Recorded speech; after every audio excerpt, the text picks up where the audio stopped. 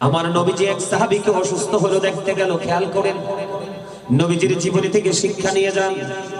অসুস্থ সাহাবীকে যখন দেখতে গেলেন, দেখতে যাওয়ার পরে ওই সাহাবী ডাক দিয়ে বললেন, ইয়া রাসূলুল্লাহ, ইয়া হাবিবাল্লাহ, নবী গো, ও প্রাণের নবী, আমার যে সম্পদ আছে আমি সব সম্পদ আল্লাহর সন্তুষ্টির জন্য খরচ করে দিব। আমার নবীজি বললেন না, নিষেধ করে দিলেন। দ্বিতীয়বার বললেন, ইয়া রাসূলুল্লাহ, তাহলে আমি অর্ধেক খরচ করে ফেলবো। আমার নবীজি বললেন, না না, অর্ধেকও খরচ করা যাবে না। তৃতীয়বার বললেন, ইয়া রাসূলুল্লাহ, ইয়া হাবিবাল্লাহ, নবী গো, ও প্রাণের নবী, তাহলে 1/3 দিয়ে দিব। তার মানে 3/1 নবীজি বললেন, হ্যাঁ, এটা করা যেতে পারে, এটা তুমি করতে পারো। সবগুলো দাও, এটা তো না। অর্ধেক দাও, সেটা তো না। 3/1 দাও, এটাতে হ্যাঁ। এটার কারণ কি? এটার কারণ হলো বন্ধু, আমার নবী কেমন শিক্ষক, কেমন নবী, কেমন আদর্শ আমাদের জন্য রেখে গেছেন। খেয়াল করে আমার নবীজি বললেন, তুমি যদি সবগুলো বিদান করে দাও, তাহলে তুমি মরার পরে তোমার সন্তান মিসকিন হয়ে যাবে। কে হয়ে যাবে? তোমার সন্তান মিসকিন হয়ে যাবে। তুমি যদি অর্ধেক দান করে দাও, কিছু সম্পদ রেখে যাও, তাহলে তোমার সন্তান ফকির হয়ে যাবে। যার অল্প পরিমাণ সম্পদ আছে তাকে বলা হয় ফকির, আর যার একেবারে কিছু নেই তাকে বলা হয় মিসকিন বা দুস্থ। বন্ধুরে আমার, দেখেন আমার নবীজির শিক্ষাটা কেমন। এই জন্য তুমি সবটাও দান করো না, অর্ধেকও দান করো না, 3/1 দান করে দাও। তার কারণ হলো, তুমি চলে যাওয়ার পরে তোমার সন্তান যেন কারো কাছে ভিক্ষুকের মতো হাত পাততে না হয়। তুমি তোমার সন্তানকেও সম্পদ দিয়ে যাও। এখন আপনার সন্তানকে সম্পদ দিতে হলে, আপনার জীবন জীবিকা চালাইতে হলে, খেজুর বাগান যার আছে খেজুর বাগান করা লাগবে।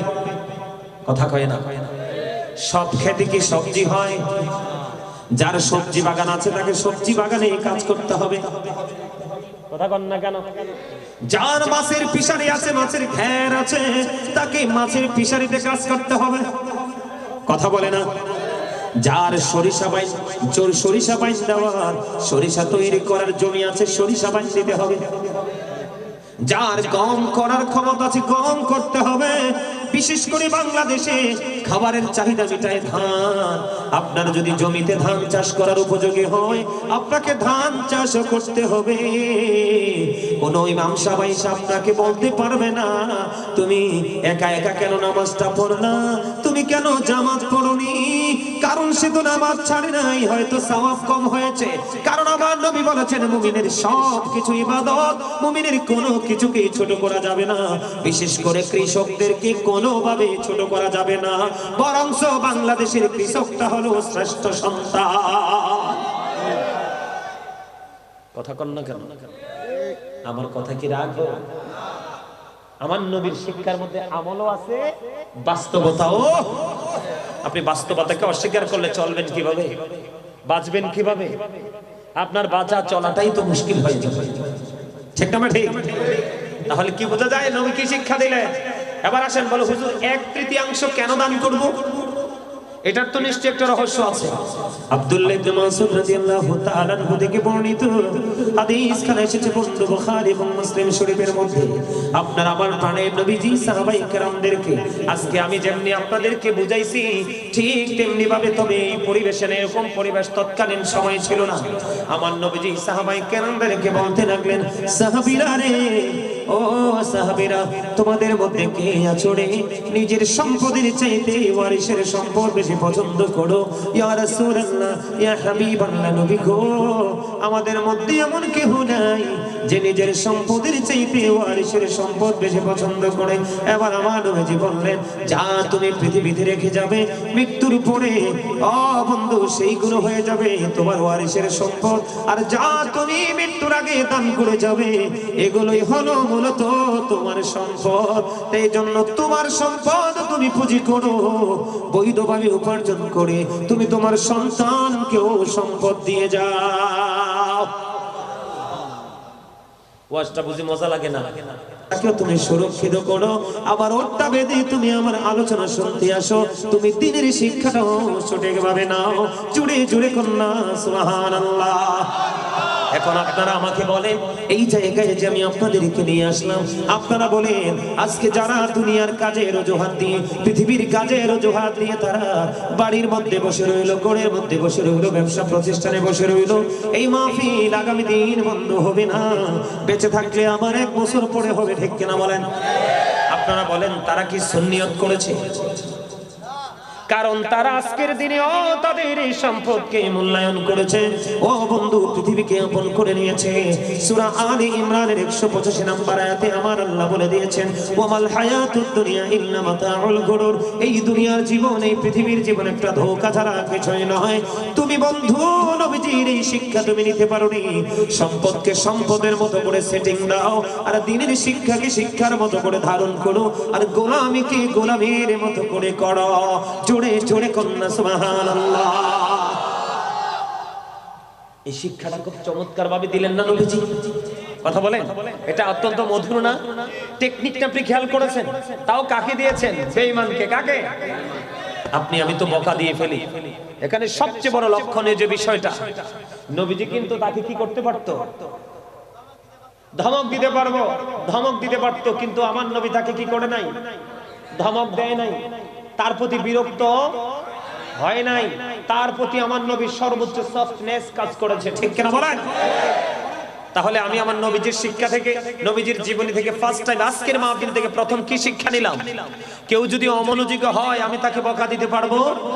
সে কেন অমনোযোগী হয়েছে আমাকে সেটা আগে আইডেন্টিফাই করতে হবে। কি করতে হবে? সে কেন বিচলিত, সে কেন অমনোযোগী, আমাকে সেই দিকে খেয়াল করতে হবে। তার যেই কারণে তার অমনোযোগী হয়েছে, আমি সেই জায়গাটাতে যদি টাচ করতে পারি, তাহলে তার মানসিকতা, তার দৃষ্টি আমার দিকে আমি নিয়ে আসতে পারবো। আওয়াজ তুলে কোন সুবহানাল্লাহ। আজকে এটাকে শিক্ষা করে জীবনের জন্য নিয়ে যাবেন তো? এটাকে শিক্ষা হিসাবে নিয়ে যাবেন তো? আপনার আমার প্রাণের নবী কি? শ্রেষ্ঠ সত্যবাদী। নবীজির কথায় কোনো গলত। যদি কেউ মনে করে কথার মধ্যে সরিষা পরিমাণ সন্দেহ করে, তার ঈমান চলে যাবে। সুবহানাল্লাহ বলেন। বন্ধুরে আমার, এবার আসেন বন্ধু, এবার আসেন আমি আপনাদেরকে বলি, সাদ বিন মুআয রাদিয়াল্লাহু তাআলা আনহু প্রতিদিন আপনার আমার প্রাণের নবীর পিছনে বন্ধু তিনি নামাজ আদায় করতেন। নামাজ কে করতেন? সাদ বিন মুআয। খেয়াল করেন, খেয়াল করেন বন্ধু, খেয়াল করেন। আমার আপনার বন্ধু পশ্চিম দেওয়াননগর, এটা পশ্চিম দেওয়াননগর না? পশ্চিম দেওয়াননগর মৌলভীপাড়া, জায়গার নাম মৌলভীপাড়া। মৌলভীপাড়ার আমার ভাই, আমার বাবা গো, আমি আমার মা বোনদেরকে ডেকে ডেকে বলবো, হৃদয়ের জানালা করে শোনো, আমার নবী কেমন নবী ছিল। সাদ বিন মুআয রাদিয়াল্লাহু তাআলা আনহু প্রতিদিন আমার নবীর পিছনে এশারের নামাজ পড়তেন। পড়ার পরে তিনি ওনার গোত্রে চলে গেছেন। ওনার গোত্রে গিয়ে তিনি বন্ধু আবার এশারের জামাত ইমাম হয়ে পড়াতেন। সুবহানাল্লাহ বলেন না? নিজের নবীজির পিছনে মুসল্লি, কি নবীজির পিছনে মুসল্লি, তিনি চলে যাইতেন কোথায়?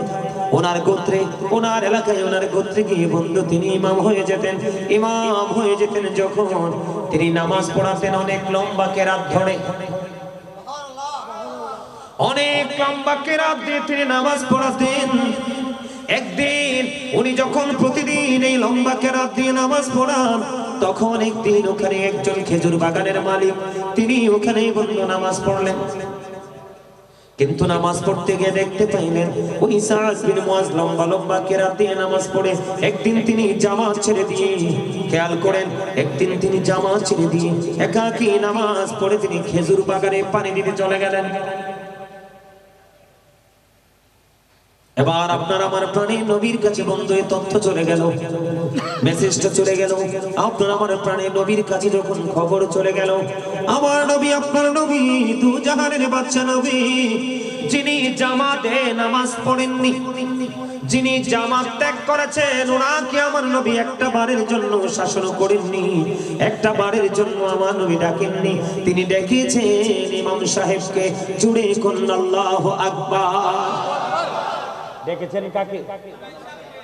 ইমাম সাহেবকে ডাকলেন বন্ধু। ইমাম সাহেবকে যখন ডাকলেন, ইমাম সাহেবকে ডেকে পাঠালেন। এবার নবীজির কাছে যাওয়ার পরে আমার নবীজি ওই সাদ বিন মুআয তার পুত্র ইশারের জামাতের ইমাম,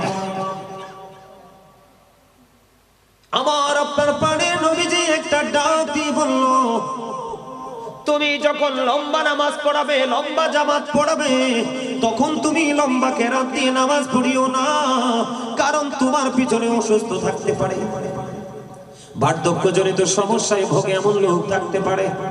কথা বলেন না কেন? বিভিন্ন সমস্যার সম্মুখীন মানুষ থাকতে পারে। এই জন্য তুমি লম্বা কেরাত দিয়ে নামাজ পড়িও না, লম্বা কেরাত দিয়ে নামাজ পড়িও না। কেউ কৃষিকাজে কৃষি জমিতে পানি দিবে বা সেচ দিবে, ঠিক কিনা বলেন? কেউ বা ব্যবসায় চলে যাবে, কারণ নবীজি ওই খেজুর বাগানের মালিককে ধমক দিতে পারতেন, শাসন করতে পারতেন। নবীজি তাকে ডাকলেন না, তাকে নিয়ে নবীজির কোনো ইন্টারেস্ট দেখা যায় নাই।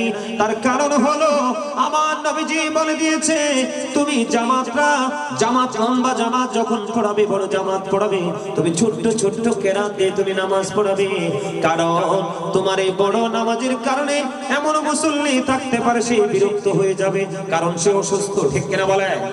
এইরকম অনেক সমস্যার সম্মুখীন রোগী জামাতে অ্যাটেন্ড করে কি করে না?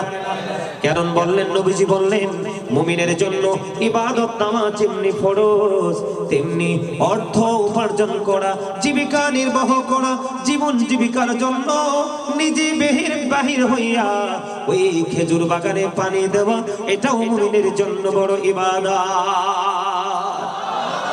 এখানে কে বুঝতে পেরেছেন? এখানে বাস্তব কথা হলো, খেজুর বাগানের মালিক খেজুর বাগানে যদি পানি না দেয়, তার বিশাল সম্পদ নষ্ট হয়ে যাবে। কি হয়ে যাবে? নষ্ট হয়ে যাবে। পৃথিবীর মানুষ ক্ষুধার যন্ত্রণা ভোগ করবে, পৃথিবীর মানুষ অর্থনৈতিক বিপর্যয় ডেকে আনবে।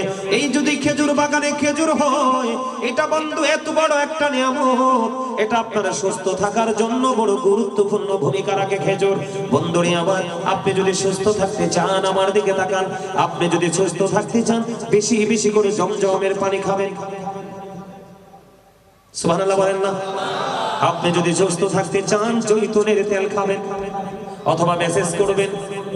আপনি যদি সুস্থ থাকতে চান, বেশি বেশি করে খেজুর খাবেন।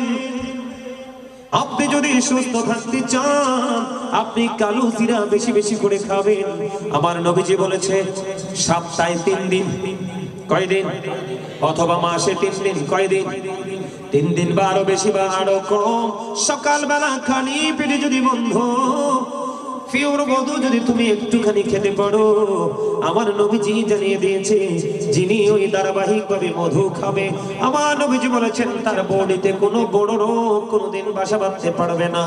আমি এই কারণে এই কথাগুলো বলে ফেললাম, কারণ খেজুর যেহেতু আমাদের জীবনের একটা বন্ধু, বিশেষ করে রমজান মাসে খেজুর নবীজির হাদিস অনুযায়ী আমার নবীজি বলেছেন, তোমরা খেজুর দিয়ে ইফতার করো। কি করো? এই জন্য আমার নবীজি বলেছেন, শুধু তুমি নামাজ দিয়ে পড়ে থাকলে চলবে না। বুঝে নেন, এই জন্য আহলুস সুন্নাত ওয়াল জামাতের আকীদার মানুষেরা, আলেমেরা আমাদের দেশে অনেক গাট্টি নিয়ে ঘোরাফেরা করে, আছে না নাই? কথা কয় না কেন? আছে না নাই? ঘোরাফেরা করে না। বউয়ের খবর নাই, বাচ্চার খবর নাই, মা বাবার খবর নাই, তার উপরে অনেক হক আছে, আদায় করতে হবে, সেটা সে জানে না, কারণ সে তো নবীকে ভালোবাসে না। নবীকে যদি ভালোবাসতো, তাহলে নবীর আদর্শই তার জীবনে কি হয়ে যেত? প্রতিষ্ঠিত হয়ে যেত, ঠিক কিনা বলে? আমার নবীজি সাদ বিন মুআযকে ডেকে বলে দিলেন, দেখেন আমরা হইলে কি করলাম, বলে মুসল্লি ধরে পিঠাইলাম। হইলে কথা কয় না কেন? যে তুই তো জামাতে পড়স নাই, আবার আরেকজনের কাছে গিয়ে বিচার দিয়েছিস, তোকে পিটানো দরকার।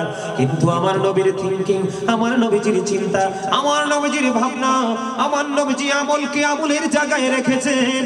বাস্তবতা হলো, তুমি বাঁচলেই না আমল করতা, তুমি বাঁচার জন্য তোমার জীবনে অর্থ লাগবে, খাবার লাগবে। ওই তৎকালীন সময়ে বন্ধু খেজুরের গুরুত্ব ছিল অপরিসীম। এই প্রজন্মেও বন্ধু খেজুর হয়ে গেছে গরিবের জন্য সোনার হরিণ। ওমা ভুল বলছি নাকি? আপনি খেজুর কিনতে চাইছেন, দাম শুনলে চলে আসবেন ফিরে।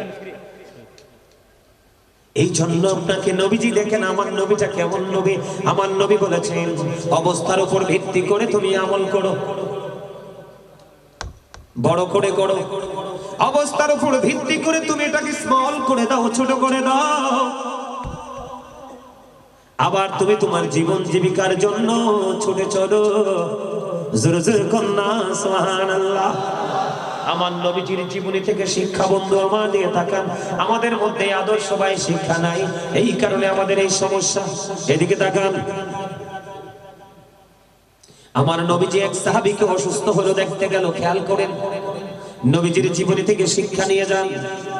অসুস্থ সাহাবীকে যখন দেখতে গেলেন, দেখতে যাওয়ার পরে ওই সাহাবী ডাক দিয়ে বললেন ইয়া রাসূলুল্লাহ, ইয়া হাবিবাল্লাহ, নবী গো, ও প্রাণের নবী, আমার যে সম্পদ আছে আমি সব সম্পদ আল্লাহর সন্তুষ্টির জন্য খরচ করে দিব। আমার নবীজি বললেন না, নিষেধ করে দিলেন। দ্বিতীয়বার বললেন ইয়া রাসূলুল্লাহ, তাহলে আমি অর্ধেক খরচ করে ফেলবো। আমার নবীজি বললেন না না, অর্ধেকও খরচ করা যাবে না। তৃতীয়বার বললেন ইয়া রাসূলুল্লাহ, ইয়া হাবিবাল্লাহ, নবী গো, ও প্রাণের নবী, তাহলে 1/3 দিয়ে দিব।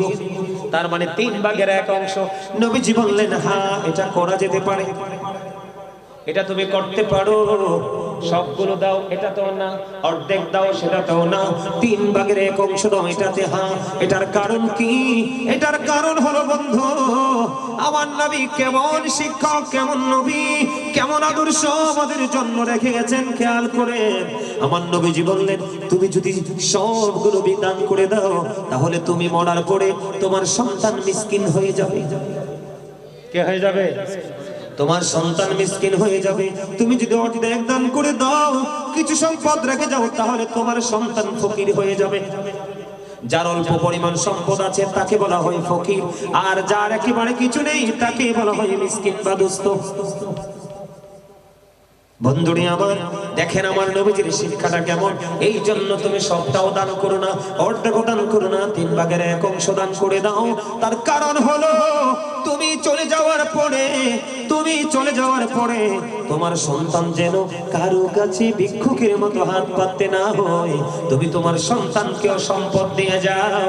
এখন আপনার সন্তানকে সম্পদ দিতে হলে, আপনার জীবন জীবিকা চালাইতে হলে, খেজুর বাগান যার আছে খেজুর বাগান করা লাগবে। কথা কয় না? সব খেতে কি সবজি হয়? যার সবজি বাগান আছে তাকে সবজি বাগানে কাজ করতে হবে। কথা কন না কেন?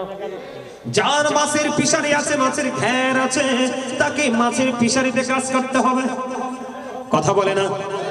যার সরিষা বাইন দেওয়ার, সরিষা তৈরি করার জমি আছে, সরিষা বাইন দিতে হবে। যার গম করার ক্ষমতা আছে, গম করতে হবে। বিশেষ করে বাংলাদেশে খাবারের চাহিদা মেটায় ধান। আপনার যদি জমিতে ধান চাষ করার উপযোগী হয়, আপনাকে ধান চাষ করতে হবে। কোন ইমাম সাহেব আপনাকে বলতে পারবে না তুমি একা একা কেন নামাজটা পড়লা, তুমি কেন জামাত পড়নি। কারণ সে তো নামাজ ছাড়ে নাই, হয়তো সওয়াব কম হয়েছে। কারণ আমার নবী বলেছেন মুমিনের সব কিছু ইবাদত, মুমিনের কোনো কিছুকে ছোট করা যাবে না। বিশেষ করে কৃষকদেরকে কোনোভাবে ছোট করা যাবে না, বরং বাংলাদেশের কৃষকটা হলো শ্রেষ্ঠ সন্তান। কথা কন না কেন? আমার কথা কি রাখো? আমার নবীর শিক্ষার মধ্যে আমলও আছে, বাস্তবতাও।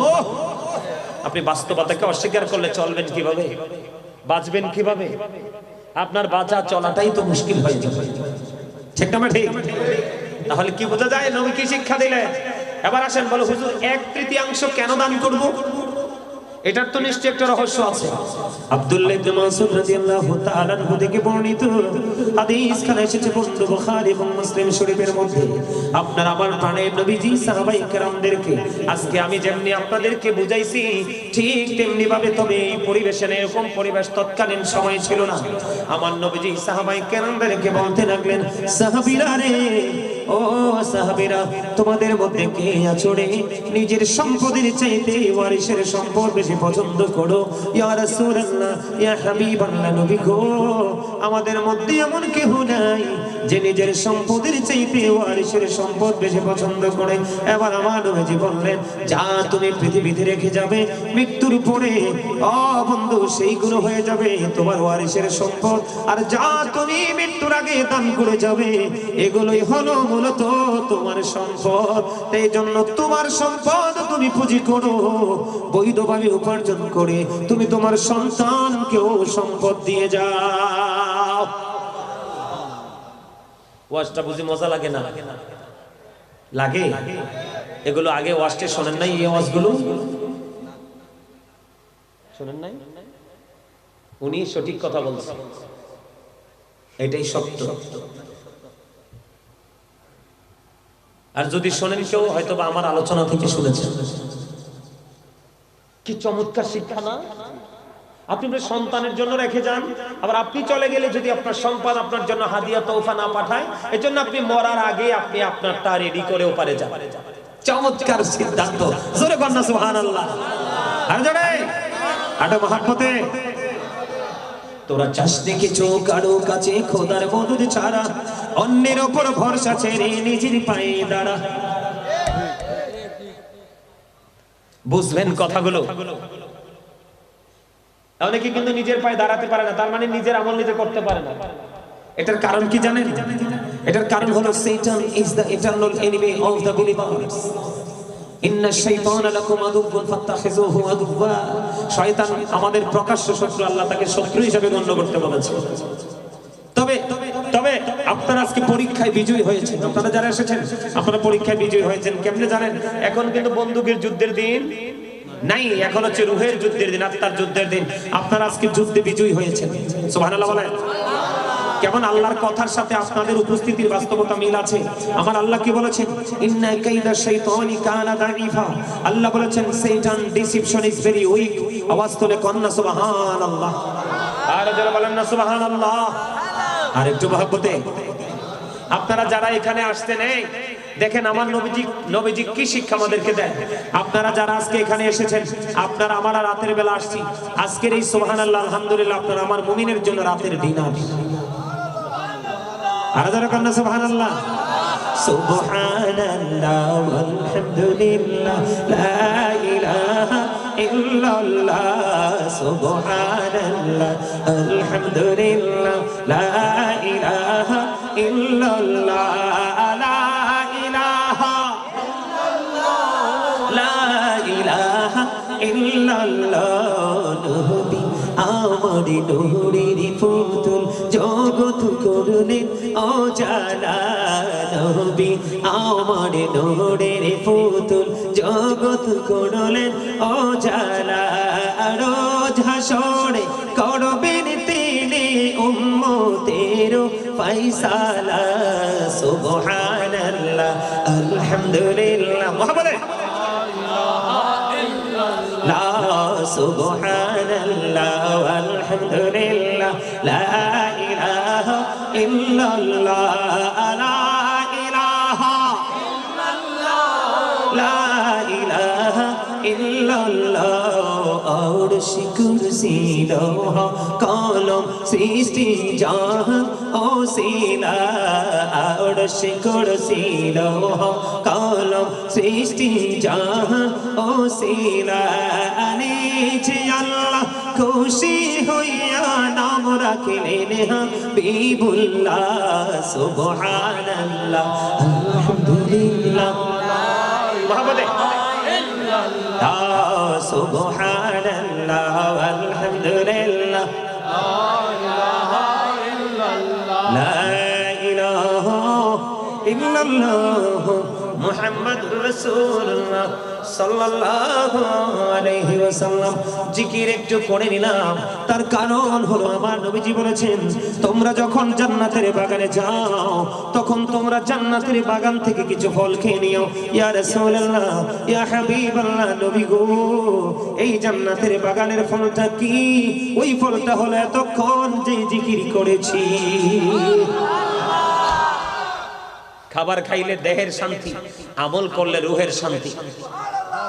এই জিকির হলো রুহের খাবার। কিসের খাবার? এটা কিন্তু দেহের খাবার না। দেহের খাবার দোকানে, বেয়ের বাড়িতে, নিজের বাড়িতে, ঠিক না? এইগুলো হলো দেহের খাবার। আর এইখানে রুহের খাবার, মসজিদে রুহের খাবার। কোন আলেমের সাথে রাস্তায় 5 মিনিট দাঁড়িয়ে কথা বলছেন, ওইটাও রুহের খাবার, কারণ ওইটা তো প্রেম। ওইটা কি? আরো জোরে। ওই যে একটা আইছে, তোমার নামটা কি না? মহিউদ্দিন অনেক দূর থেকে আইছে, আমার নাম শুনে আরো অনেকগুলো নিয়ে আইছে। মানে পাগলা আসে, কতগুলো আসছে। এটা কেন আসছে? প্রেমের কারণে। কিসের কারণে? আরো জোরে বলে না, কিসের কারণে? হৃদয়ের গভীরে রেখেছি যারে, নূর নবীরে আমার প্রিয় নবীরে, নূর নবীরে আমার প্রিয় নবীরে। হৃদয়ের গভীরে রেখেছি যারে, নূর নবীরে আমার প্রিয় নবীরে, নূর নবীরে আমার প্রিয় নবীরে। অন্যায় অনাচারে ভরা ছিল, জগৎ ভরা ছিল, দয়াল নবী মায়ার নবী এসে সবই দূর করিল।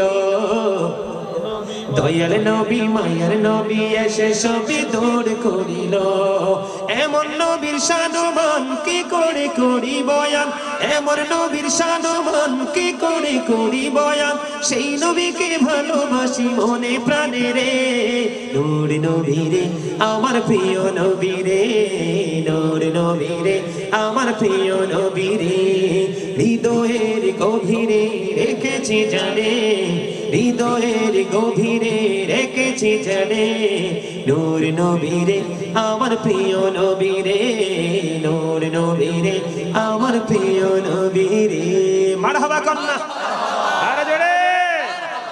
তার সিনায় মহিউদ্দিন এবং তার সফর সঙ্গীর এই শীতে দিয়ে অনেক শীত আসছে। কিসের কারণে? নবীর প্রেম হৃদয় আছে বলে, নবীর প্রেমিক আলেমকে দেখতে আইছে, ঠিক না? ঠিক। আরো জোরে বল না, আলহামদুলিল্লাহ বলেন। এই প্রেম মরবে না, সব মরে যাবে। এই প্রেম, বন্ধুরি আমার, আমার দিকে তাকা। এইখানেই শুধু ক্ষান্ত নয়, একটা একটা করে বন্ধু আমি ভিতরের দিকে যাই, আপনি একটু খেয়াল করেন। নবীজি দানের কথা বললেন, আবার সন্তানের জন্য রেখে যাওয়ার কথা বললেন। এখানে নবী বাস্তবতাকেও তুলে ধরেছেন। এখানে রাখাটা হলো বাস্তবতা, আর 1/3 দান করা হলো বন্ধুতার আমল।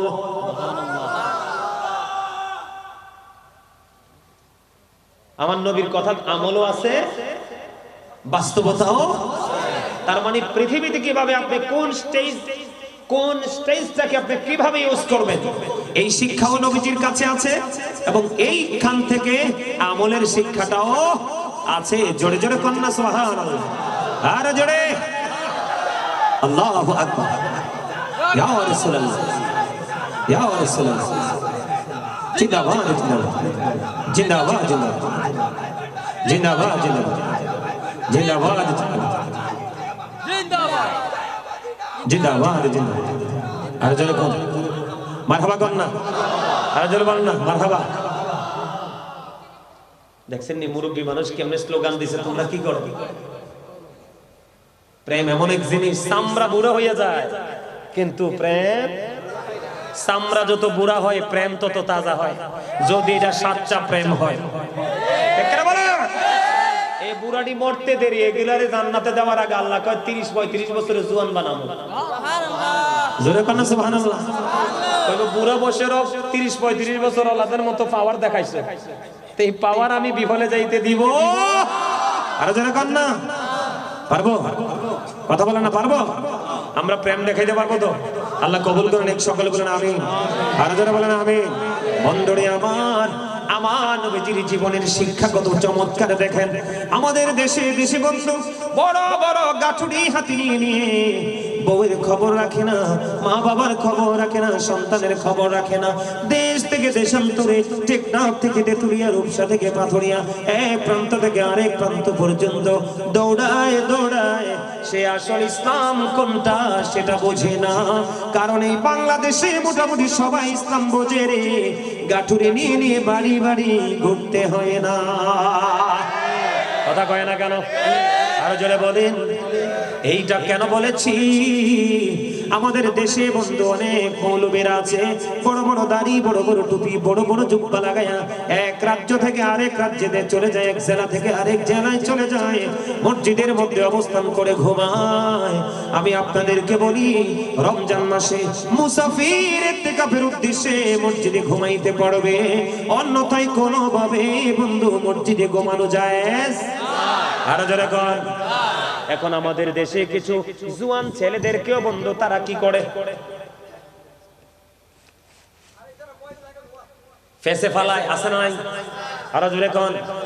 যৌবন কাল যেই ছেলেরা এখানে আছো, তোমাদেরকে সমস্যা হয় না রাতে ঘুমের ঘরে? যদি সেই সমস্যা হয়, সমস্যা গড়ে হইলে তুমি হাউজে যাইয়া গোসল করতে পারবা, পুকুরে যাইতে পারবা, কিন্তু মসজিদে যদি হয় রে, উপায় কি তুমি আমারে বলো? উপায় আছে নি? উপায় আছে নি? আমার নবীজি ছোট শিশুদেরকে মসজিদকে, শিশু থেকে মসজিদকে নিরাপদে হেফাজতে রাখতে বলেছে। এই কারণে, কারণ শিশুরা পাক নামাক কিছুই বুঝে, বুঝে বাচ্চারা কিছু বুঝে। তাহলে এই মসজিদে ঘুমানে আবার আসেন বন্ধু। বিশেষ করে সবচেয়ে বড় সমস্যা আমাদের দেশের স্বামী স্ত্রীর মধ্যে দ্বন্দ্ব আছে না নাই? বউ ছেড়ে স্বামী আরেকজনের সাথে কথা কয়, আবার স্বামী ছেড়ে স্ত্রী অন্য পুরুষের সাথে কথা বলে। এটা আরেকটা কারণ আছে বন্ধু, আপনারা সবাই বোঝেন। স্বামী স্ত্রী শুধু খাওয়ান পরন ভরণ পোষণের জন্য বিয়ে হয় না, তাদের ফিজিক্যাল একটা চাহিদা থাকে।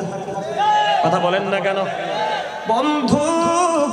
নবীজির শিক্ষা কেমন রে, তুমি একটু হৃদয় দিয়ে শোনো। নবীজির এক পাগল গোলাম, তার নাম হলো আব্দুল্লাহ। তার নাম কি? তার নাম হলো আব্দুল্লাহ। ও বন্ধু, আব্দুল্লাহর বিয়ে হয়েছে 3 দিন হয়ে গেল। নতুন বিয়ে হয়েছে, কি হয়েছে? নতুন বিয়ে হয়েছে বন্ধু, 3 দিন হয়ে গেল। 3 দিন আব্দুল্লাহ শুধু নামাজ দিয়ে ইবাদত দিয়ে ব্যস্ত। 3 দিন পরে বন্ধু ওই আব্দুল্লাহর বউয়ের কাছে আব্দুল্লাহর বাবা জানতে চাইলেন,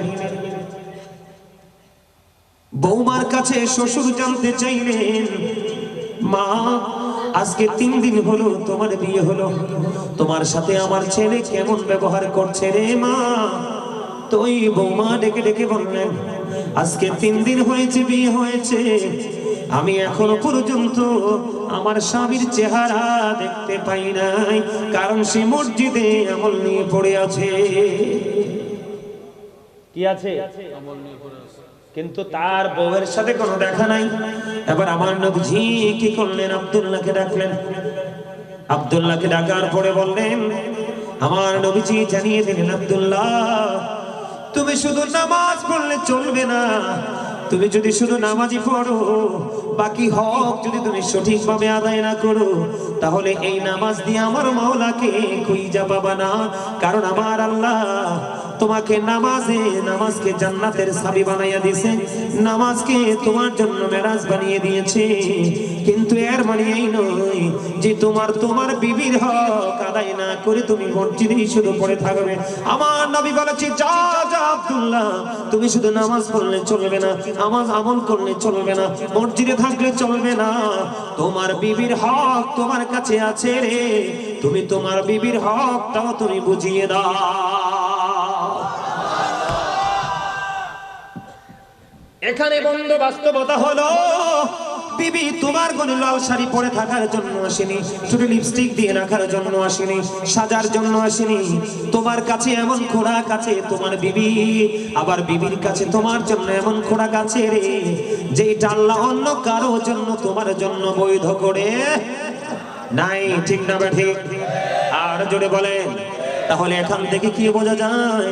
আজকে থেকে বন্ধু তোমরা শিক্ষা নিয়ে নাও, সারাক্ষণ তুমি মসজিদে পড়ে থাকলে হবে না। বিবির প্রয়োজনীয় জিনিস লাগবে। কি লাগবে? স্বামী গো, আমার এই জিনিসগুলো লাগবে, বিশেষ প্রয়োজন। তুমি তেজ দেখাই আল্লাহর রাজি করার জন্য তুমি মসজিদে যেয়ে পড়ে রইলা, বিবির মনে কষ্ট দিলা, তাহলে তুমি আল্লাহওয়ালা হতে পারবা না। আরে জেরে নবীজির জীবনী থেকে বন্ধু শিক্ষা নাও। নবীজির বিবি প্রশ্ন করলেন, একজন নবী গো, আপনি কারে বেশি ভালোবাসেন? আমার নবীর তো একাধিক বিবি ছিল, কি ছিল? একাধিক বিবি ছিল। এখন আমার নবী মুখে বলল না, একজনকে খেজুর দিলেন। তোমার যে খেজুর দিছি ওই জন্য না জানে, তোমার যে খেজুর দিয়েছি ও যেন না জানে। আরেকজনকে বললেন তোমার যে খেজুর দিয়েছি ও যেন না জানে। বন্ধু, কেমন প্রেম আমার নবী শিখিয়েছে, কেমন নবী পাইছি রে। ও বন্ধু, একজন খেজুর খাইয়া বিচি ফালাইতে আরেকজন দেখে ফেললো, বুবু কি ফালাইছো? খেজুরের বিচি কে দিয়েছে? নবী মুহাম্মদ। সুবহানাল্লাহ। তোমার কাছে কি দেখো খেজুরের বিচি, এটা কে দিছে? কই আমার প্রাণের নবী, আমার প্রাণের স্বামী, আমার প্রাণের নবী দিয়েছে।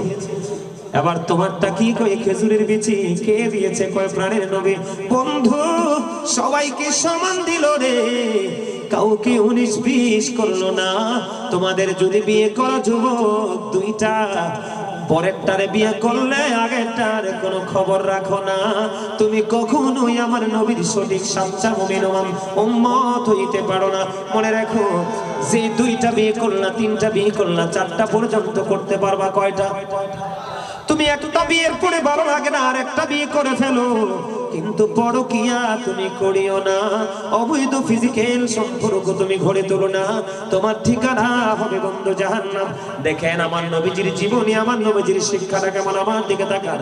যেই বিবি, যেই স্বামী দুই বিবিকে সমানভাবে দেহ এবং অর্থ সব কিছুর ভাগ সমান দেবে না, তাকে কাল হাসরের ময়দানে অর্ধাংশ কুজু করে তোলা হবে।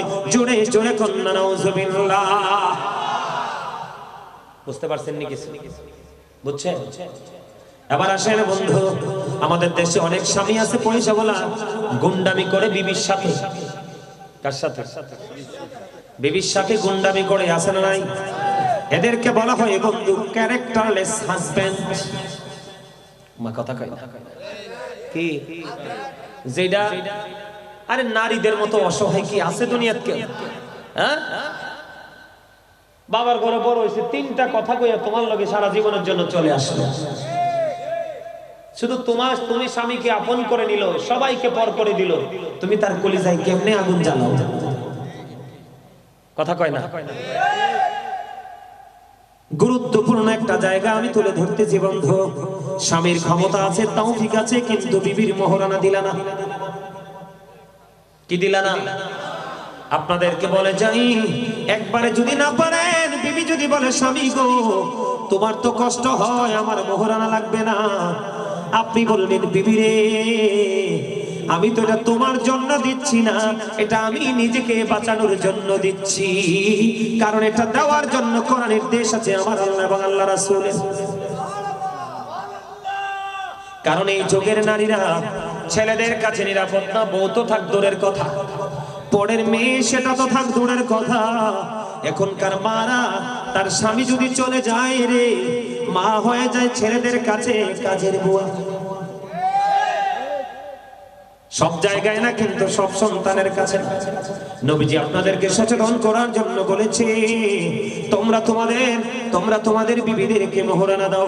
যদি তুমি তোমার বিবিকে মোহরানা না দাও, তোমার ইন্তেকাল করার পরে কাল হাসরের দিন ফয়সালা যখন হবে রে, তোমাকে যারা যেই নারী পুরুষরা জিনা করেছে, ওই জিনা করনেওয়ালা জাহান্নামীদের সাথে তোমাকে ওই নিকৃষ্ট জাহান্নামে রাখা হবে। জোরে জোরে কন্যা নাউজুবিল্লাহ। আল্লাহ বলেছেন ওয়াশিরুহুন্না বিল মারুফ। আবার আল্লাহ স্বামীদেরকে বলেছে তোমরা তোমাদের বিবিদেরকে নিয়ে সৎভাবে সুন্দরভাবে জীবন যাপন করো। জোরে জোরে কোন সুবহানাল্লাহ। এখানে আমি একটা জিনিস বুঝাইতে চাইছি, সময় মতো বউয়ের কাছে থাকতে হবে। কথা কয় না কেন?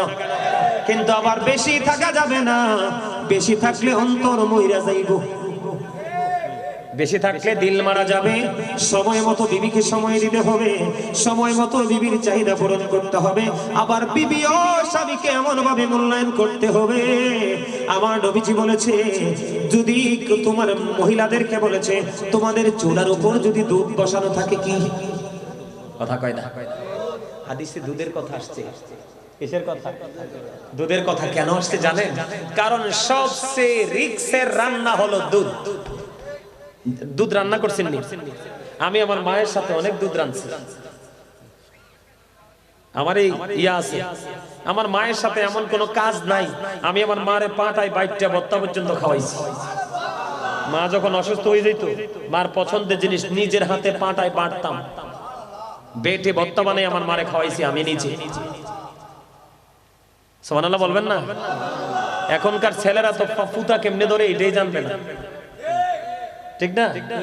শিল পাঠা কিভাবে ঘষাঘষি করাতে হয় এটাই বোঝে না, কারণ মার প্রতি মায়া নাই। কারণ আমরা বোন ছিলাম, আমার কোনো বোন ছিল না, পরে আমার বোন হয়েছে।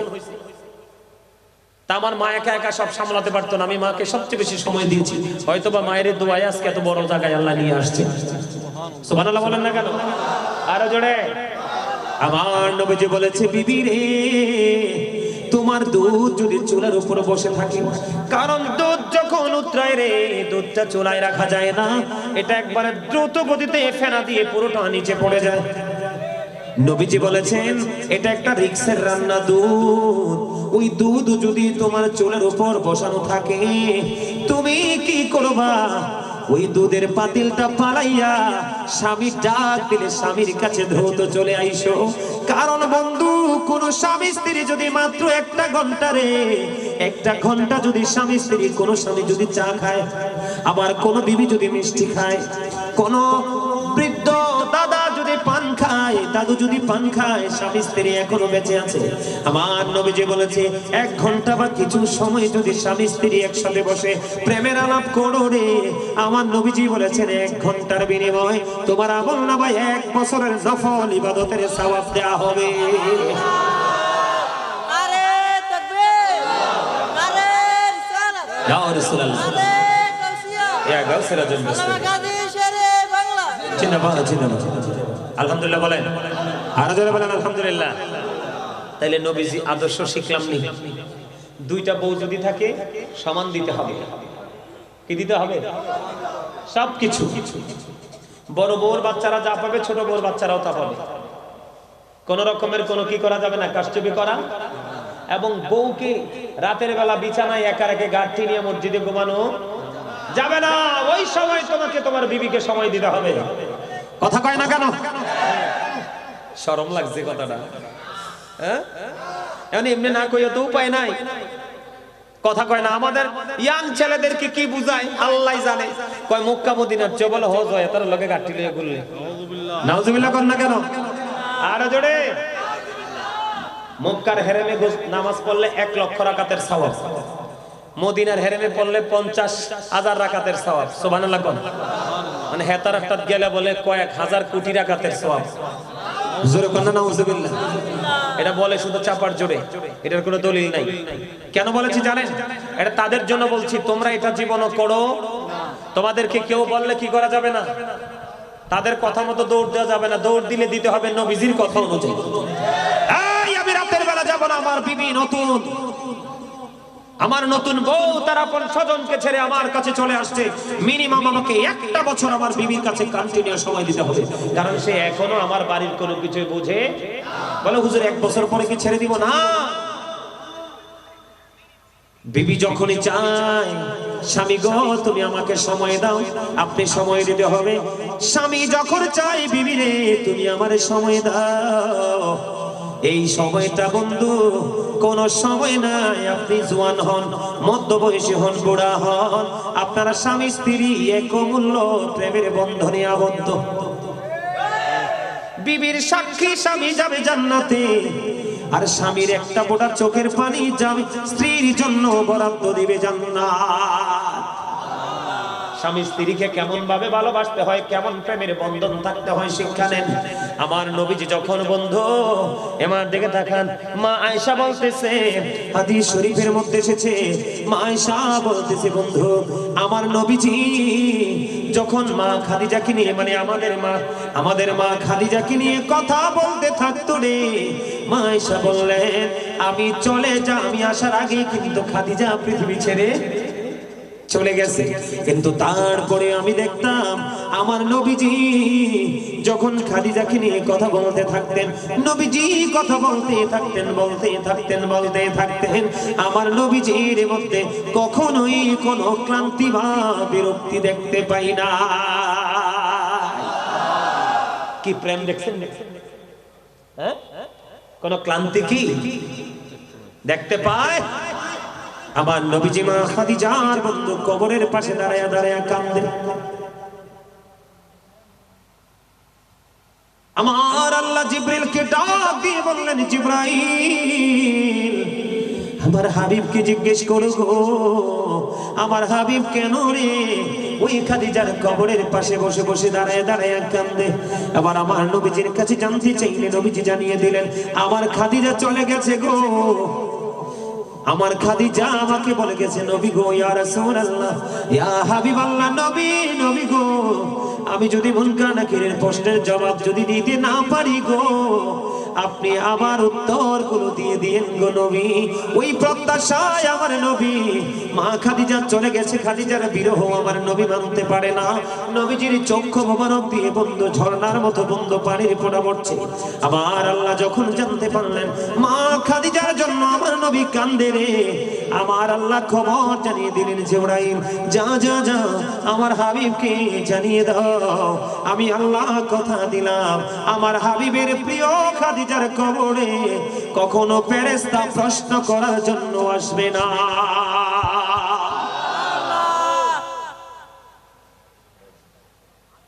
আমার নবীর জীবনীতে কি আছে সব। এই এখানে কি, এই এই এই মুরব্বি, এই এখানে কানে কানে কি এর কথা?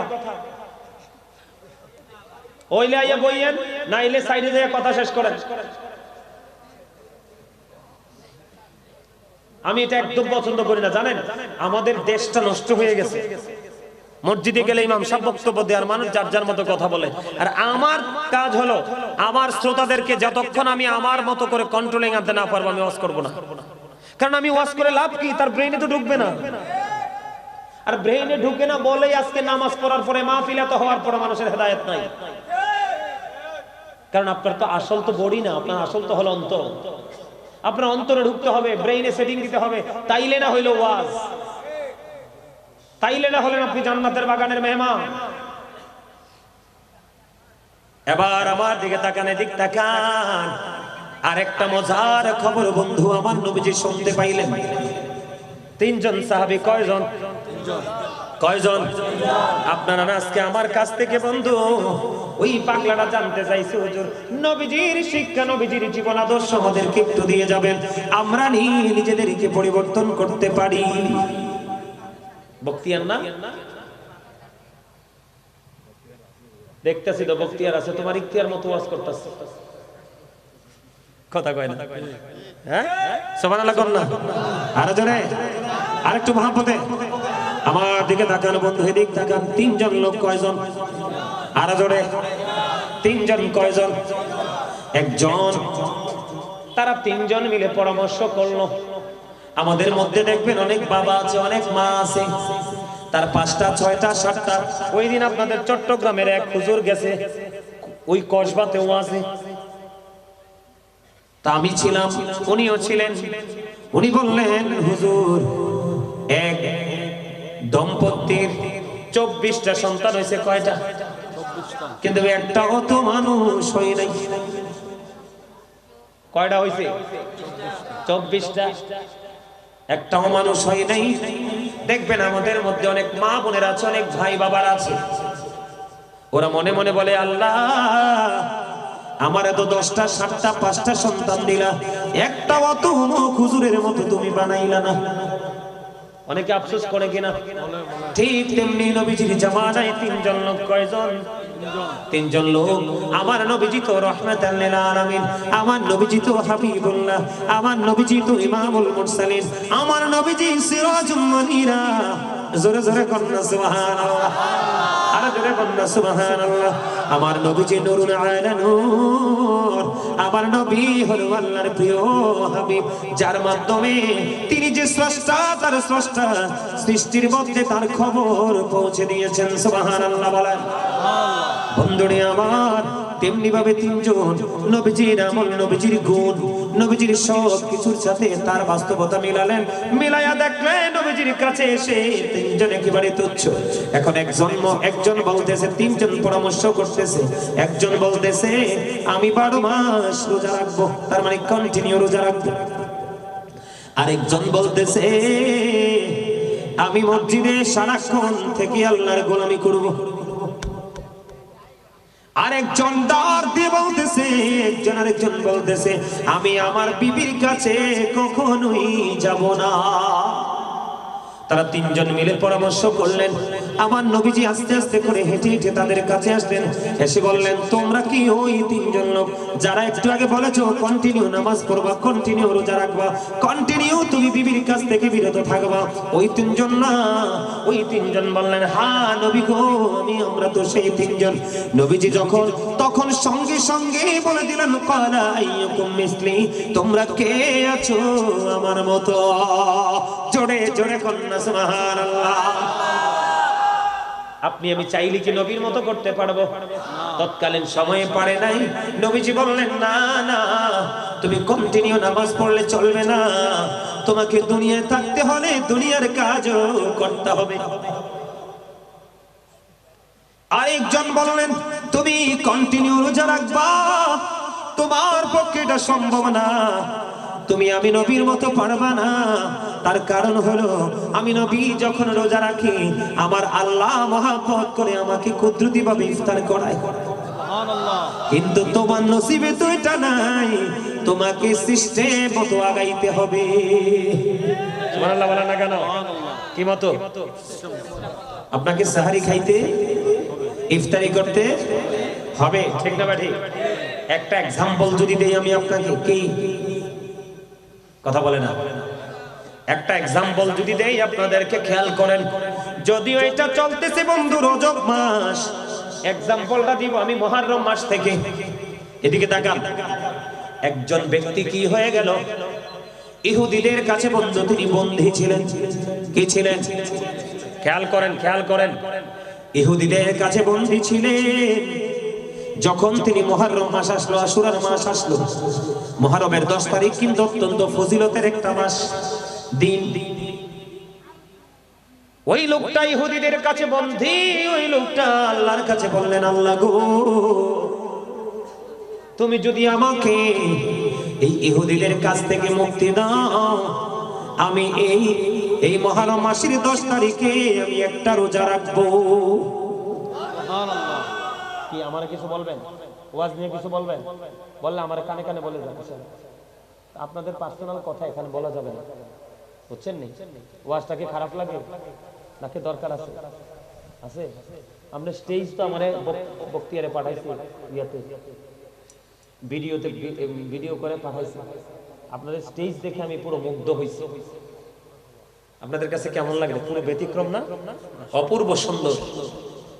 আমি দোয়া করি তারা যারাই আজকের আপনারা প্রত্যক্ষ পরোক্ষভাবে দেহ দিয়ে টাকা দিয়ে যে যা পারেছেন তা দিয়ে সাহায্য করেছেন, আল্লাহ যেন আপনাদেরকে দৃষ্টিনন্দন জান্নাত দিয়ে যেন আপনাদেরকে চিরস্থায়ী করে। আমিন না কইবেন? আরো জোরে, আরো জোরে। আপনাদের এলাকায় কি আমিন আছে? দুষ্ট হেদের লগে দুশ্মনী আছে আপনারা নাই? তো আমিন এত আস্তে কার? এমন ভাবে আমিন কইছে মনে হয় যে এলাকার আমিন সাহেবের লগে তার দুশ্মনী আছে। আমিন জোরে বলবেন। এবার বন্ধু মুহররমের 10 তারিখের ফজিলত কিন্তু অনেক মজার। আমার আল্লাহর কাছে বললেন আল্লাহ আমাকে তুমি এই বেঈমান কাফের ইহুদিদের থেকে মুক্তি দাও, যদি মুক্তি পাই একটা রোজা রাখবো। কি রাখবো? একটা রোজা রাখবো। এবার বন্ধু আমার আল্লাহ ওই পাগলের দোয়া কবুল করলেন। বন্ধুরি আমার মুহররমের 10 তারিখ যখন আসলো, সমস্ত কারাগারের সমস্ত সিপাহীকে আমার আল্লাহ বন্ধ করে দিল। আর সকলের সামনে দিয়ে ওই আল্লাহ এবং আল্লাহর হাবিবের প্রেমিক বের হয়ে চলে আসলো।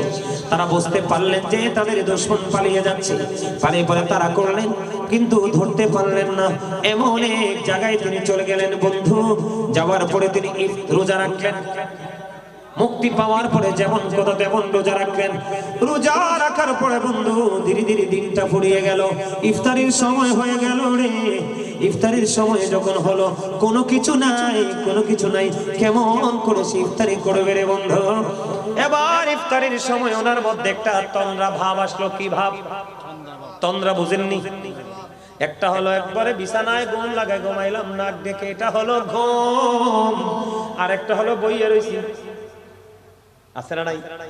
মসজিদে গিয়ে এরকম করে না? আবার এদিক ফিরে বসে রয়েছে, এরকম করে ঘুম ঘুম ভাব, আছে না নাই? ওই পাগল তার মধ্যে তন্দ্রা যখন আসলো, তন্দ্রা আসার পরে এবার বন্ধু তন্দ্রাচ্ছন্ন অবস্থায় তিনি উপলব্ধি করতে পারলেন ওনাকে কে জানি খাবার খাইয়ে দিচ্ছে। কে জানি রে, ওই পাগল রে খাবার খাওয়াই রে। যখন খাবার খাচ্ছে তিনি ফিল করতেছে খাবার খাচ্ছে, আর এই খাবার পৃথিবীর কোনো খাবার নয়, মনে হয় যেন এই খাবার পৃথিবীর কোথাও নাই, জান্নাতে খাবার। বন্ধু এই করে করে তিনি খাচ্ছেন, কিন্তু তন্দ্রা তো কাটে না। খাবার শেষ হয়ে গেল, তন্দ্রা ভেঙে গেল। তন্দ্রা ভেঙ্গার পরে এবার তিনি সত্যি সত্যি চাইয়া দেখলেন তিনি পরিতৃপ্ত। পরে বন্ধু 20 বছর পর্যন্ত তিনি পৃথিবীর বুকে জিন্দা ছিল। 20 বছরের মধ্যে একটা দিনও একটা বেলাও তার খাবারের প্রয়োজন হয় নাই। আমার আল্লাহ তাকে কুদরতি খাবার খাওয়াইয়া দিছে। জোরে জোরে কন্যা সুবহানাল্লাহ।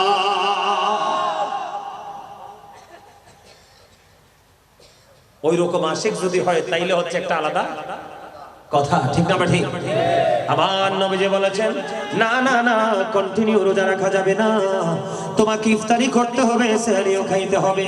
কারণ তুমি তো আমার মতো না। আমি রোজা থাকলে আমার মাওলা আমাকে ইফতার করায়, কারণ আমার আল্লাহ সূরা বাকারাতে বলেছেন ইনদা রাব্বিহিম ইউরযাকুন, দে রিসিভ ফুড ফ্রম আল্লাহ। আল্লাহর প্রিয় যারা হয় রে, আমার আল্লাহ আল্লাহর প্রিয়দের জন্য জান্নাতি খাবার বরাদ্দ দেয়। ওই শুরুতে বলেছিলাম উড়ে বেড়াই রয় হামেশা খুশিতে মশগুল, মনে আছে নি? আল্লাহর প্রতি শহীদ যারা উচ্চ তাদের শান, মহান খোদা করেন তাদের এমন জীবন দান। রূহ তাদের বানাইয়া সবুজ বরণ পাখি, জান্নাতুল ফিরদাউস বিছে দেন যতনে রাখি। সেথায় থাকি খাই তাহারা জান্নাতি ফলমূল, উড়ে বেড়ায় রয় হামেশা খুশিতে মুশগুল। এটার প্রমাণ হলো জনৈক ব্যক্তি এসে প্রশ্ন করলেন ইয়া রাসূলুল্লাহ, কিয়ামত কখন হবে? আমার নবীজি বললেন কিয়ামতের জন্য কি প্রস্তুতি নিয়েছো? ইয়া রাসূলুল্লাহ, ইয়া হাবিবাল্লাহ, নবী গো, কিয়ামতের দিনের জন্য কোনো প্রস্তুতি নিতে পারিনি, তবে আল্লাহ এবং আল্লাহর হাবিবকে ভালোবাসি। আমার নবীজি বললেন তুমি যাকে ভালোবাসো তার সাথেই তুমি থাকবা। তুলাপ নীলাম গাদা নীলাম নীলামে রজনী গন্ধা, মনের শোকে মালা গাঁথিব সকাল থেকে সন্ধ্যা। একবার দেখা দাও যদি ও গো কামলিওয়ালা, একবার দেখা ওয়ালা, হাসি মুখে পড়াবো তোমায় হাজার ফুলের মালা। বলো ইয়া রাসূলুল্লাহ, ইয়া হাবিবাল্লাহ, বলো ইয়া রাসূলুল্লাহ, ইয়া হাবিবাল্লাহ। মারহাবা। লম্বা করলাম না, কারণ ওয়াজটা আরেকটু বাকি আছে, শেষ করতে হবে। তাহলে এ থেকে বোঝা গেল 3 নাম্বার লোক বিবির কাছে যাবে না। তুমি সারা জীবন যদি নামাজ পড়ো আমার আল্লাহ পাইবা না। তুমি তোমার সহধর্মিনী হক যদি তুমি আদায় না, এটা হলো নবীজির শিক্ষা। নবীজির শিক্ষাতে আমলও আছে, বাস্তবতাও। এখানে বাস্তবতা হলো বিবিকে সময়, ঠিক না? ঠিক। আরো জোরে, আরেকটু মহব্বতে। বন্ধুরে আমার, নবীজির খেদমত করেছে এক ইহুদি বালক। কি ইহুদি বালক? নবীজির খেদমত করলো এক ইহুদি বালক। ওই বালক হঠাৎ করে একদিন অসুস্থ হয়ে গেল। কি হয়ে গেল? আমার নবীজি দেখতে গেল। আমার নবীজি যখন দেখতে গেল বন্ধু, তার মৃত্যু খুবই নিকটে। কি একেবারে কাছে তার মরণ রে। আমার নবীর গোলাম তো কখনো ইহুদি হইয়া মরতে পারে না। আমার নবীর সেবক কখনো বন্ধু ইহুদি হয়ে মরতে পারে না। বন্ধুরে নবীজি দেখতে পাইলেন, বুঝতে পারলেন তার মরণ খুবই কাছে। কিন্তু আমার নবীজি আল্লাহকে বলে দিলেন, মালিক মালিক রে, ওই ইহুদি বালকটা আমি নবীর গোলামি করেছে গো আল্লাহ, তুমি শেষ বেলায় তাকে ইমানদার না বানাইয়া তাকে তোমার কাছে নিয়ে ডাক দিও না। আমার নবীজি দোয়া করে দিলেন, আমার আল্লাহ কবুল করলেন। বন্ধু, ইহুদি বালকের মধ্যে ইসলাম গ্রহণ করার একটা প্রেম জন্ম হয়ে যায়। কি হয়ে যায়? একবার ওই ইহুদি বালক তার বাবার দিকে তাকায় রে, আর একবার আমার নবীজির নূরানী চেহারা মুবারকের দিকে তাকায়। দেখতে দেখতে দেখতে দেখতে বন্ধু সর্বশেষে আমার নবীর নূরানী চেহারা মুবারকের দিকে তাকায়া তাকায়া ওই মধুর কালেমা পড়ে সে মুসলমান হয়ে গেল। ইমানদার হওয়ার পরে আজরাইল এসে তার প্রাণ পাখি কবজ করলো। কি বুঝতে পারলেন? আমার নবীকে মাইন্না যদি জীবন যাপন করতে পারেন, তাহলে আপনার আমার কোনো ভয় আসেনি, কোনো বিপদ আসেনি, কোনো ভয় ভীতি নাই, কোনো বিপদ নেই। আমার নবীজি আপনাকে আমাকে শিক্ষা দিয়েছেন, তোমরা কি করো? বেশি বেশি করে নামাজ পড়ো, কারণ এটা আল্লাহর কাছে বেশি পছন্দের। পিতামাতার সাথে ভালো আচরণ করো, কারণ এটাও আমার আল্লাহর কাছে বেশি পছন্দের। দ্বীনের জন্য যুদ্ধ করো, এটাও আমার। এখন বলে হুজুর আমি নামাজটা কেমন করে পড়বো? আমার নবীজি কি শিক্ষা দিয়েছেন একটু আগে বললাম না? যদি ছোট্ট জামাত হয় আপনি বড় কেরাত পড়েন, কোনো সমস্যা নেই। যেমন ফজর এবং ইশারে বড় কেরাত পড়তে হয়, কথা বলে না কেন? আর যদি আপনি বড় ঈদে বড় নামাজ পড়ান, তাহলে ছোট কেরাত পড়বেন। ঠিক না? ঠিক বুঝতে পারছেন তো? কিন্তু আমার নবীজি যখন নামাজ পড়তেন কি করতেন? এমন ভাবে নামাজ পড়তেন, নবীজির পা মুবারক ফুলে লোহ মুবারক বেরিয়ে আসতো, কিন্তু তারপরেও নামাজ শেষ হতো না। আমার কথা বুঝতে পারছেন আপনারা? এটা আপনাদের মাথা থাকবে, নবীজির আদর্শ। এবার আসেন আমার দিকে তাকান। আমাদের মধ্যে, আমাদের সমাজের মধ্যে সবচেয়ে বড় জঘন্য যেটা, সবচেয়ে বড় জঘন্য যেটা, সেটা হলো ব্যবহার। কি কথা বলেন? সবচেয়ে বড় জঘন্য যেটা, সেটা কি? ব্যবহার। এদিকে তাকান, সিম্পল শর্ট করে আমি আলোচনা শেষ করে দিচ্ছি, অনেক সময় হয়ে গেছে, 2 ঘন্টা। এদিকে তাকান, আমার নবীজিকে একজন প্রশ্ন করলেন, নবীজি গো, এক ব্যক্তির দিকে ইশারা করে, এদিকে তাকান, এক ব্যক্তির দিকে ইশারা করে বলেন, ইয়া রাসূলুল্লাহ, সে অনেক বেশি দান সদকা করে, অনেক বেশি নামাজ পড়ে, ইবাদত করে, কিন্তু তার ব্যবহারটা সুন্দর না। নবীজি বললেন সে জাহান্নামী। হযরত আবু হুরায়রা রাদিয়াল্লাহু তাআলা আনহু থেকে হাদিস কানা বর্ণিত। বন্ধু, আমার নবীকে এবার একজন ডাক দিয়ে আবার একজন ইশারা করে মহিলার দিকে ইশারা করে বললেন, ইয়া রাসূলুল্লাহ, ওই নারীটা, ওই মহিলাটা নবী গো অনেক বেশি আমল করতে পারে না, অনেক বেশি দান সাদকাও করতে পারে না নবী গো, কিন্তু সে তার ব্যবহার এত সুন্দর, তার ব্যবহার শুনলে মানুষের কলিজা জুড়াইয়া যায়। আমার নবী সঙ্গে সঙ্গে বলে দিলেন সে জান্নাতি। আপনি মনে রাখবেন, আমার নবী যদি মিষ্টি ব্যবহার না করতেন, মধুর আচরণ না করতেন, তাহলে সকল বেঈমান কাফেরের আমার নবীর দুশমন হয়ে যেত। আমার নবীর প্রিয়, সবচেয়ে বেশি আপন শুভাকাঙ্ক্ষী হতো। আমার নবীজি কি দিয়েছেন মনে রাখবেন, উত্তম ব্যবহারের কারণে আপনার একটা কাজ খুব সহজ হয়, কঠোরতার কারণে সহজটা অনেকটা ডিফিকাল্ট হয়ে যায়। আমার আল্লাহ উত্তম ব্যবহার করে, আমার রাসূল উত্তম ব্যবহার করে, আমার নবী উত্তম ব্যবহার করেছেন, শিখিয়েছেন, এবং আমরাও আমার নবীর কথা অনুযায়ী উত্তম ব্যবহার করব। ব্যবহার বিভিন্ন রকমের হয়। কিসের হয়? যেমন মসজিদের ক্ষেত্রে আপনার আচরণটা কেমন হওয়া দরকার, ব্যবহারটা। মসজিদে গেলে শুক্রবার দিনে হোক এমনি হোক, সবার আগে গিয়ে সামনের কাতারে বসবেন। মসজিদে যাওয়ার সময় উত্তম জামা কাপড় পরে যাবেন, টুপি ছাড়া কেউ যাবেন না। সুবহানাল্লাহ বলেন। এটা হলো মসজিদ। এখন আপনি তরকারি রান্না করছেন, ব্যবহার কেমন করে করবেন? নবীজি শিক্ষা দিয়েছে, তুমি যখন তরকারিটা রান্না করো, ঝোল একটু বাড়াইয়া দাও, তুমি যেন একটু তোমার পাশের সকল স্বজনকে দিতে পারো, গরিবকে। কারণ তুমি গোশত খাইতে পারো, শুধু শুটকিও খাইতে পারে না। আমার কথা কি আপনার বুঝে আসছে? কথা বুঝতে পারছেন? আর জোরে বলে বুঝতে পারছেন? এবার আসেন, দানের ক্ষেত্রে আপনার ব্যবহারটা কেমন করা দরকার। মা আয়েশা প্রশ্ন করলেন, নবী গো, আমি দান করব। আমার দুইজন প্রতিবেশী আছে। কয়জন? দুইজন প্রতিবেশী আছে গো নবী, আমি কি করব? আমার নবীজি বললেন, যেই প্রতিবেশীটা তোমার ঘরের কাছে সেটাকে আগে দাও, যেটা একটু দূরে সেটাকে একটু পরে দাও। কি চমৎকার না? আপনি বাড়ি বানাবেন, ঘর তুলবেন, ভাই আছে না? ভাই না থাকলেও আপন পাশের বসতিতে অনেক অন্য লোক আসেনি? বাড়ি করতে যাবেন, আপনি হলেন টাকাওয়ালা কোটিপতি, আর আপনার সাথে যেটা আছে এটা একবারে গরিব, 100 বছরেও একটা বেড়ার ঘর দিতে পারবে না অথবা টিনের ঘর দিতে পারবে না, আর আপনি চাইলে এখন বিশাল 10 তলা অবকাঠামো বানাতে পারবেন। নবীজি জানিয়ে দিয়েছে রে বন্ধু, নবীজি জানিয়ে দিয়েছেন, তুমি যদি 10 তলা বাড়ি বানাও, তুমি তোমার আপন পাশের যে প্রতিবেশী তার সাথে পরামর্শ করে নাও। সে যদি আপত্তি করে তার সাথে পরামর্শ করে ঘর বানাও, কারণ তোমার সুখটা যেমন 50 কমপক্ষে 50 বছরের জন্য টেকসই হয়ে যাবে রে, তার যদি অসুবিধা হয়, অসুবিধাটাও বন্ধু 50 বছরের অসুবিধা হয়ে যাবে। এটা আমার নবীর শিক্ষা। বুঝতে পারছেন? এদিকে তাকান, বুঝতে পারছেন? কারো মন ভাঙবেন না। কি?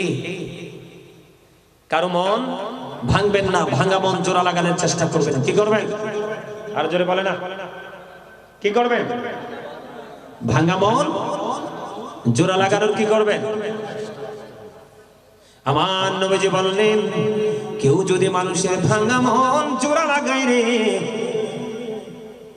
আমার আল্লাহ তাকে বিনা হিসাবে জান্নাতে দিবে। যদি বন্ধু ভাঙা মন জোড়া লাগাইলে যদি বিনা হিসাবে জান্নাত বরাদ্দ হয়, কারো মন ভাঙলে বিনা হিসাবে জাহান্নাম তো বরাদ্দ হবে। ঠিক কিনা বলে? আর যারা বলেন না, আর জোরে বলেন বন্ধু। মা আয়েশা, আমার নবী মা আয়েশাকে একদিন ডাক দিয়ে বললেন, আয়েশা, আয়েশা রে, ও আয়েশা, আমি আজকে অনেক খুশি, তুমি আমার কাছে যা চাইবে আমি আজকে তাই দিব। জোরে জোরে কন্যা সুবহানাল্লাহ। এই খুশির সময় আমার নবীজি বলেছেন, কেউ যদি মানুষের ভাঙা মন জোড়া লাগায় তাহলে কি হবে? বিনা হিসাবে জান্নাত। এই কথা শুনে হযরত আবু বকর সিদ্দিক কান্না ভেঙে পড়লেন। আমার নবী বলেছে, ভাঙা মন জোড়া দিলে যদি বন্ধু জান্নাত বিনা হিসাবে বরাদ্দ হয়, তাহলে কারো মন ভাঙলে জাহান্নাম বরাদ্দ। এটাই বাস্তব। না জানি মনে অজান্তে জীবনে কার মন ভেঙেছি। এই শিক্ষা, এই আদর্শ কি আমাদের মধ্যে আছে? আর যারা বলেন আছে? সর্বশেষে যেটা বলবো, আমার নবীজি বলেছেন, হতভাগা সেই, হতভাগা সেই, হতভাগা সেই। কে সেই হতভাগা? যে পিতামাতা দুজনকে পেল অথবা একজনকে পেল, তাদেরকে ভালোবেসে জান্নাতি হতে পারলো না, তার মতো হতভাগার কেউ হতে। মা বাবাকে প্রাণের চেয়ে বেশি ভালোবাসলেন। যাদের মা বাবা দুনিয়া নেই, চলে গেছে, তাদেরকে ভালোবাসা যায় কেমনে? নবীজি বলেছেন, যেমন আজকের মাহফিল মায়ের বাবার উদ্দেশ্যে, আপন স্বজনের উদ্দেশ্যে দান করে দেন, সব চলে যাবে। এটা তাদের প্রতি ভালোবাসা। যদি এটা না পারেন, প্রত্যেকটা জুম্মার দিনে, আজকের রাত জুম্মার রাত, প্রত্যেকটা জুম্মার দিনে জুম্মার নামাজ শেষ করে বাবা মার কবর জিয়ারত করতে চলে যাবেন। আল্লাহ কবুল করেন। সকলে বলেন আমিন। অনেক লম্বা আলোচনা হয়েছে। আমার আলোচনায় কষ্ট পাইয়ে থাকলে আল্লাহর রাস্তায় ক্ষমা করবেন। যদি ভালো লেগে থাকে আমলগুলো করার চেষ্টা করবেন। আল্লাহ আমাদের সবাইকে ইমানি ইসলামী জিন্দেগি দান করুন। সকলে বলুন আমিন। আমি এখন একটু জিকির করব। জিকিরের মধ্যে জিকির করে আমি দাঁড়াবো, কিয়ামে দাঁড়াবো। দাঁড়াইলে আপনারা কাতারবদ্ধ হয়ে যাবেন, তারপরে বসবেন। বসার পরে কি করতে হবে সেটা আমি বলবো। আমার আল্লাহ আল্লাহ আল্লাহু লা ইলাহা ইল্লাহু, আল্লাহ আল্লাহ লা ইলাহা ইল্লাহু।